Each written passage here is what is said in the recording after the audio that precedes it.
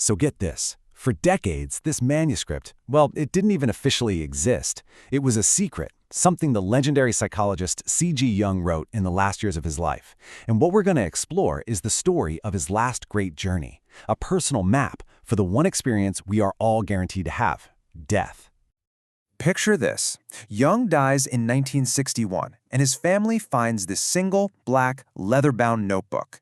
It wasn't like his other stuff. There were no instructions, no plans to publish it, nothing.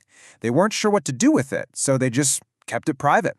But inside was one of his most profound, most personal explorations ever. And here's what makes this thing completely wild. The audience. Jung wrote that this wasn't for us, the living. He actually said, "It is a letter to myself, to the one I will become when I am no longer the one who writes." He wasn't preparing with faith or philosophy. He was preparing as a psychologist, trying to chart the territory of his own death. The instruction for this whole strange project apparently came to him in a vision from an inner guide he called Philemon. And the command was so specific. This wasn't supposed to be some academic study about dying. No. The whole point was to try and write from the experience itself. That single command, right there, set the stage for everything that followed. Look, Jung wasn't really interested in what happens to the body. He kind of dismissed that as just chemistry. He was asking the real question, the hard question. What happens to your consciousness? To that little voice in your head that calls itself I? You know the part of you that's listening to my voice right now? What happens to that? He really nailed the two standard answers we always hear, right?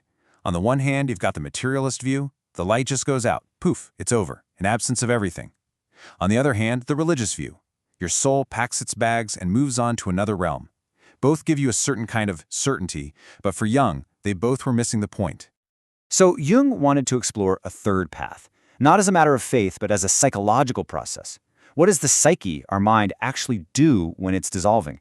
He decided to look at the evidence, near-death experiences, the dreams of people who were dying, ancient texts like the Tibetan Book of the Dead, and see them not as literal truth, but as maps of the mind. So his map begins with stage 1, the separation. This is that moment the psyche detaches from the body, the physical anchor it's had for a whole lifetime. And to make this real, Jung told this incredible story from his own practice. He was treating a woman who was dying of cancer, and she was absolutely paralyzed by this fear of just ceasing to exist.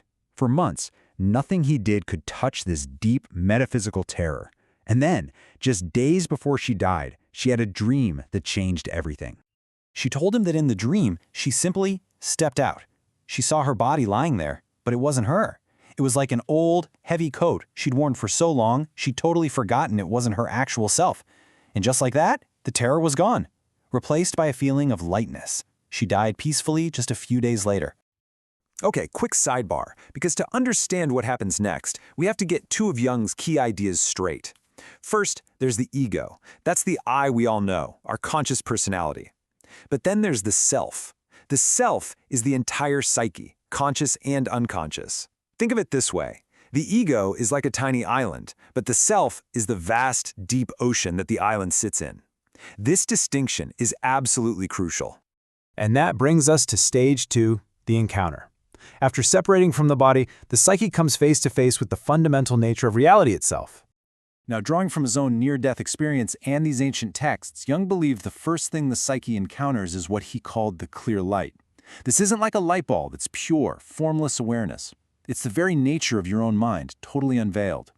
And if you can recognize it as yourself, he said, the journey's over. That's liberation. But, and this is a huge but, here's the problem. Most of us can't do it. The ego, which has spent an entire lifetime thinking of itself as this separate, special thing, sees this infinite, boundaryless light, and it recoils in terror. It flinches. And in that split second of turning away, the psyche creates a dream world, an intermediate state the Tibetans call the Bardo, and it populates it with figures from its own deepest levels. So, who do you meet in this after-death dream? Spoiler alert, you meet yourself. The figures that appear are archetypes, these universal patterns from your own deep psyche. You meet your shadow, that's everything you've ever rejected about yourself. You meet your anima or animus, your inner soul image of the opposite gender. You meet the wise old man, the archetype of meaning. And finally, the great mother, the source and end of all life. This whole parade of characters, this parade of yourself, leads to a reckoning. But you gotta forget everything you've seen in movies about some bearded judge on a throne. Jung's idea of judgment is radically different. And this is so important. Judgment isn't an external event. It is 100% internal.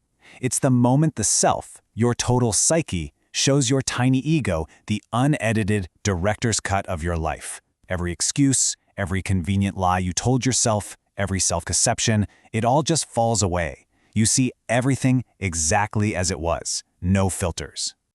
It's kind of like the ancient Egyptian weighing of the heart. So what adds psychic weight? Jung says it's the unlived life. All the potential you betrayed in yourself. It's the harm you did to others whether you knew it or not. And what lightens the heart? It's not about being perfect. It's about conscious work. It's the courage you had to face your own suffering, the real effort you made to gain self-knowledge, and the brutal honesty to see what you truly made of your life. Okay, so after this moment of complete, total self-knowledge, the journey enters its final phase. And honestly, this one's a mind-bender. The return. This is where the personal dissolves back into something much, much bigger. This brings us to Jung's most famous and maybe most misunderstood concept, the collective unconscious, which he poetically called the Ancestral River. It's this psychic layer we all share, an inheritance of all human experience. It's the deep water that connects all of our individual little islands, and at death, we return to it. Jung used a central metaphor to explain this, and it's just so powerful. Your personal life, your ego, is like a wave. It's totally real, it has a unique shape and motion, but it's made of ocean. At death, the wave doesn't go to some other place. It simply relaxes back into the ocean it was always a part of. So this leads to Jung's really radical idea of immortality. See, it isn't about your I surviving forever. He believed the ego dissolves. Instead, the pattern of your life, the consciousness you work to achieve, the effort you made to become a whole person, that enriches the ocean. It becomes part of the shared memory of our species, a pattern that's now available to everyone who comes after. In a really profound dream, Jung's own father supposedly told him this from a riverbank. And this is the great paradox, isn't it? At death, you lose the ego, the separate self you mistakenly thought you were your whole life. But in losing that, you finally find the self, the oceanic wholeness you were all along.